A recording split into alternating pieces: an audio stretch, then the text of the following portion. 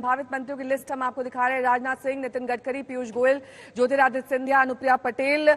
इसके अलावा आज शाम के कार्यक्रम में बांग्लादेश, श्रीलंका, नेपाल, भूटान, मालदीव, मॉरिशस सहित कई पड़ोसी देशों के नेता सम्मिलित होने वाले हैं। इन सबको न्योता भेज दिया गया है और आज शाम के कार्यक्रम में ये सब गणमान्य शामिल होने वाले हैं।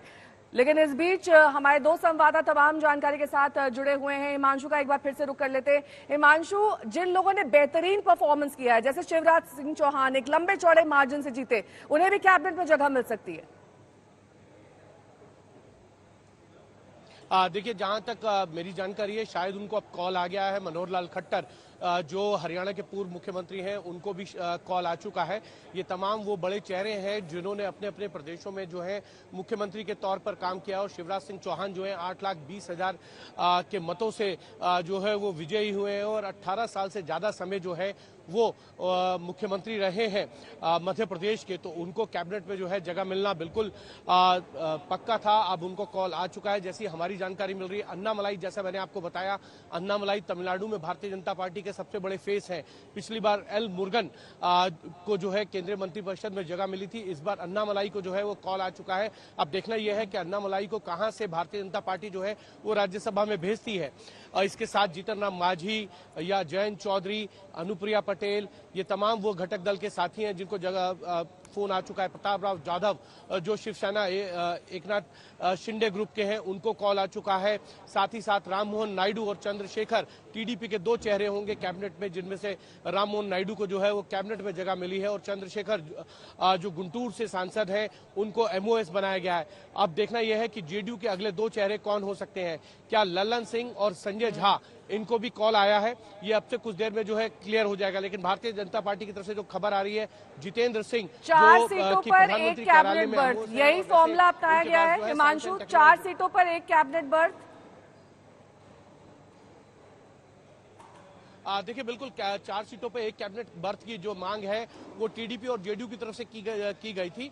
लेकिन अब जो है ये कहा जा रहा है कि 5 सीटों पर जो है वो एक कैबिनेट बर्थ। तो ऐसे में हो सकता है कि 2 जेडीयू को कैबिनेट मिले और एक जो है वो एमओएस मिले। तो रामनाथ ठाकुर को क्या कैबिनेट में जगह मिलेगी या एमओएस बनाया जाएगा? लेकिन इतना जरूर है कि बिहार के अंदर जितने मंत्री जो है भारतीय जनता पार्टी की तरफ से बनेंगे, उतने ही जेडीयू की तरफ से बनेंगे, क्योंकि बिहार में जो सरकार का जो फॉर्मूला है उसमें भी यही है।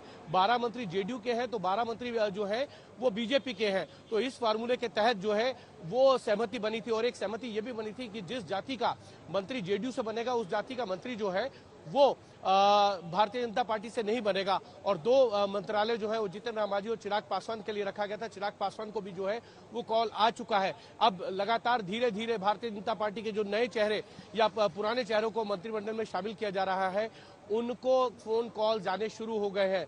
मनोहर लाल खट्टर हो, शिवराज सिंह चौहान हो, जितेंद्र सिंह हो। ठीक है, इस बीच बड़ी खबर का रुख कर लेते हैं। हिमांशु, में लौटूंगी आपके पास। सीसीएस वाले मंत्री पद से बीजेपी नहीं समझौता करेगी। बीजेपी ये मंत्री पद अपने पास रखेगी। सीसीएस वाले ये पद है जो बीजेपी अपने पास रखेगी। गृह, रक्षा, वित्त और विदेश मंत्रालय खुद बीजेपी अपने पास रखेगी, जिसकी हम आपको जानकारी भी दे रहे थे कि गृह, रक्षा, वित्त और विदेश ये सीसीएस वाले मंत्री पद है जो बीजेपी अपने पास रखेगी। अशोक सिंघल मेरे सहयोगी भी जुड़े हुए हैं तमाम जानकारी के साथ। अशोक, देखिए, महाराष्ट्र जहां पर शिवसेना और एनसीपी के साथ बीजेपी ने चुनाव लड़ा, वहां पर विपक्ष ने पुनरुत्थान के संकेत दिए, वहां पर इनके अलायंस ने अच्छा परफॉर्म नहीं किया और अक्टूबर में विधानसभा चुनाव के मद्देनजर अब वहां किस तरीके से मंत्री पद बांटे जाएंगे? देखिए, बिल्कुल अलायंस, क्योंकि गठबंधन की सरकार चल रही है वहाँ पर अलायंस को भी साथ लेके चलना है इनको। जो भी फिलहाल गठबंधन है, तो चाहे वो एकनाथ शिंदे की पार्टी हो या अजित पवार, कहीं उनके एक एक मंत्री जरूर बनाए जाएंगे। और इसके अलावा बीजेपी का क्योंकि बहुत अच्छा प्रदर्शन उतना नहीं रहा जितना उम्मीद कर रही थी बीजेपी, और इसीलिए देवेंद्र फडणवीस ने इस्तीफा भी ऑफर किया था। हालांकि उनको बने रहने के लिए कहा गया है, वो कंटिन्यू कर रहे हैं। कल मीटिंग भी हुई थी महाराष्ट्र में। लेकिन इतना जरूर है कि वहां पे चाहे नितिन गडकरी हो, पीयूष गोयल हो, नारायण राणे भी जीत गए हैं। पिछली बार तो वो राज्यसभा से आए थे, मंत्री बनाया गया था उनको। कद्दावर नेता है, महाराष्ट्र के मुख्यमंत्री हैं। तो वहां पर जातीय समीकरण और क्षेत्रीय समीकरणों को खास तौर से ध्यान में रखा जाएगा, क्योंकि जो उम्मीद की जा रही थी बीजेपी के परफॉर्मेंस को लेके और एलायंस की, वो नहीं आई है। तो कहीं ना कहीं अब अकोमोडेट किया जाएगा और महाराष्ट्र के जो विधानसभा के चुनाव है उसको मद्देनजर रखते हुए वहां से मंत्रिमंडल में प्रतिनिधित्व दिया जाएगा और उसी को लेकर के आज लगातार कई दिनों से बैठकें चल रही थी बाकी राज्यों के साथ साथ महाराष्ट्र पे खास तौर से कल बैठक भी हुई थी महाराष्ट्र के टॉप लीडर्स की और देवेंद्र फडणवीस यहाँ पर अमित शाह से नड्डा से भी मुलाकात उन्होंने की थी। तो वो तमाम चीजें ध्यान में रख के महाराष्ट्र इलेक्शन को देखते हुए वहां से मंत्रिमंडल में लोगों को शामिल किया जाएगा। ठीक है, मैं लौटूंगी आपके पास। मंजीत नेगी मेरे सहयोगी जुड़ गए हैं। मंजीत, देखिए सीसीएस वाले मंत्री पदों से समझौता नहीं करेगी बीजेपी, ये पहले से ही लाइन क्लियर थी, ये बात साफ और स्पष्ट थी।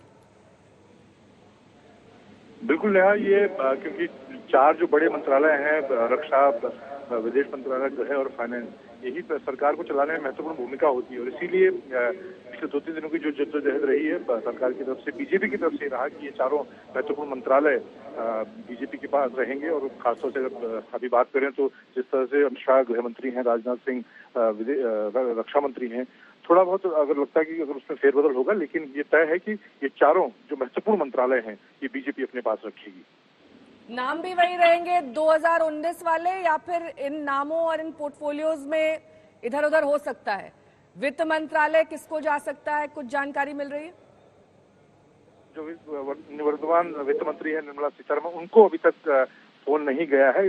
और जिस तरह से पीयूष गोयल काफी पहली बार मुंबई से जीत कर आए हैं, वो कॉमर्स मंत्रालय देखते रहे हैं, उनकी संभावना नजर आ रही कि उनको वित्त मंत्री के तौर पर उनको प्रमोशन मिले। जहां तक रक्षा मंत्री की बात है, राजनाथ सिंह मौजूद हैं अभी, इसके अलावा गृह मंत्री राजनाथ सिंह, गृह मंत्री अमित शाह, अगर वो पार्टी में जाते हैं तो उसमें थोड़ा फेरबदल देखने को मिलेगा। लेकिन ये 4 मंत्रालय फिलहाल ऐसा ये पक्की जानकारी है कि बीजेपी अपने पास रखेगी।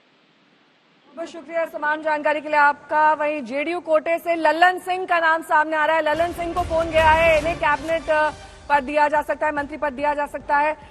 इसके साथ ही संजय कुमार झा का नाम सामने आ रहा है, रामनाथ ठाकुर का नाम सामने आ रहा है, सुनील कुमार और कौशलेंद्र कुमार, इन सबको मंत्री पद दिया जा सकता है। जेडीयू कोटे से लल्लन सिंह कैबिनेट मंत्री बनेंगे, सूत्रों के हवाले से खबर आ रही है।